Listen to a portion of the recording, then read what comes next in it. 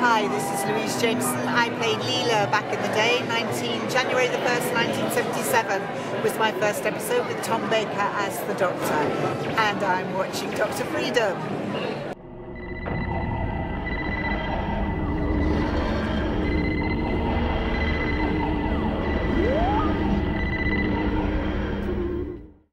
Good evening, folks. Dr. Freedom, everyday times of Doctor News. Who's something around the universe that is so amazing, so spectacular, so incredible that you'll go, Christmas? What's that? Okay. Of course, yeah, we are now officially 4 days, or by the time you watch this, it'll probably be 3 days till Christmas. And of course, tensions are mounting. Excitement is high. Fans are already pulling out boxes of tissues.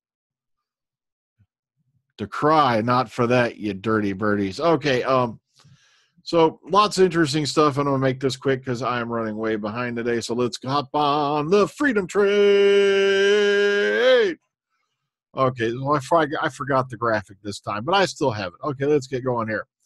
First off the bat, of course, the Doctor Who All Access Area special that was done for the Joe Wiley show.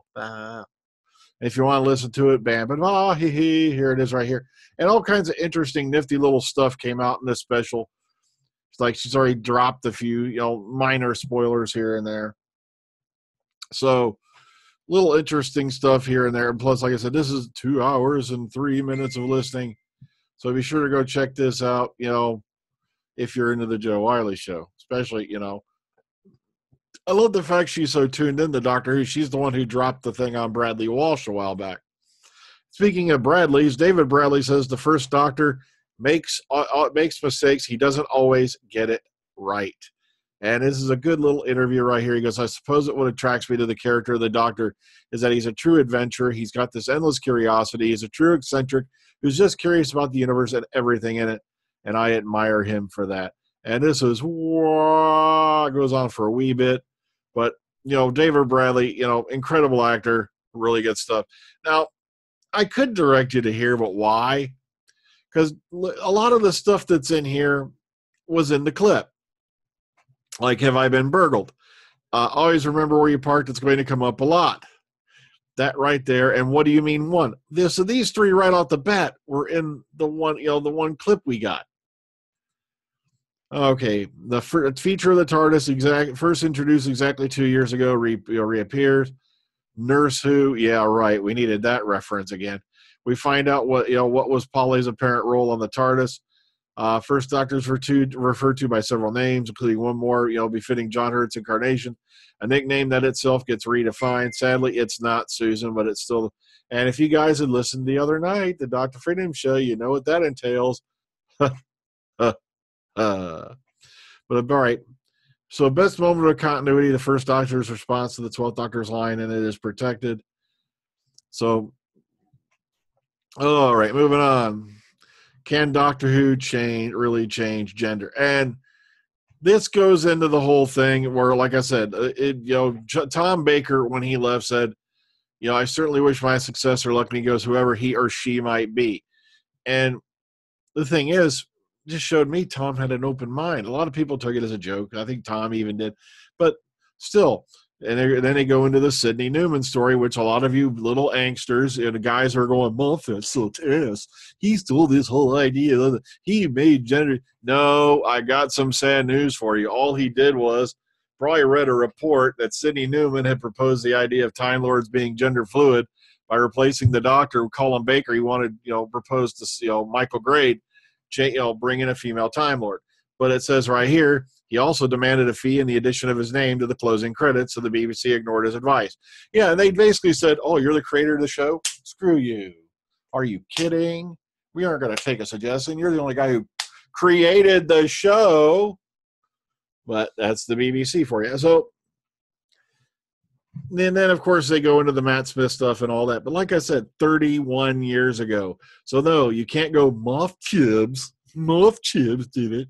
My God, the amount of, I don't want to see retardation because that's insensitive to the handicapped. It's, there are people out there who just make themselves mentally handicapped over stupid shit.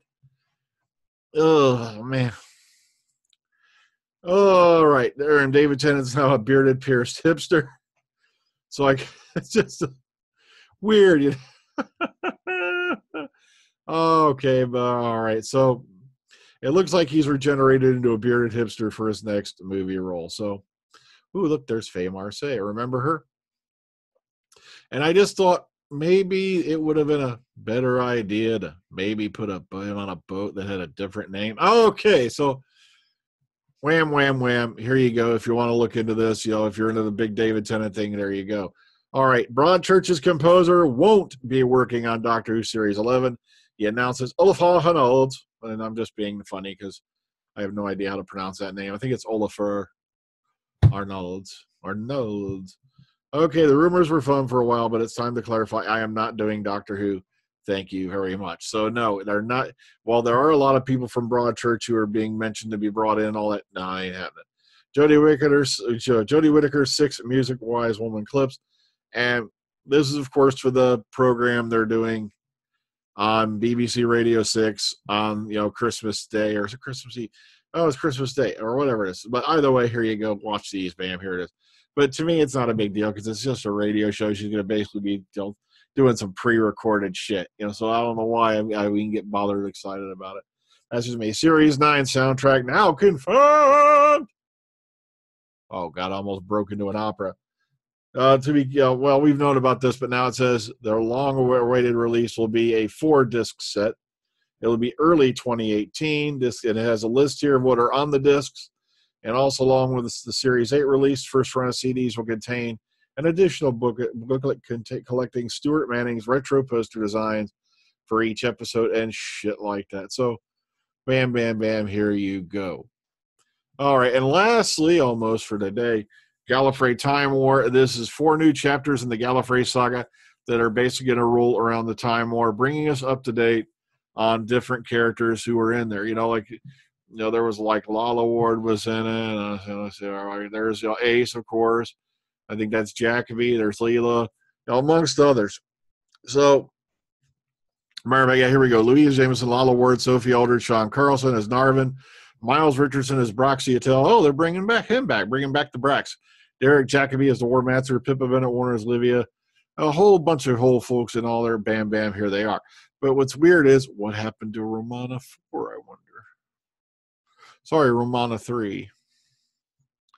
So I thought they'd be bringing her back in. Well, then again, you know, I don't know what's going on with that.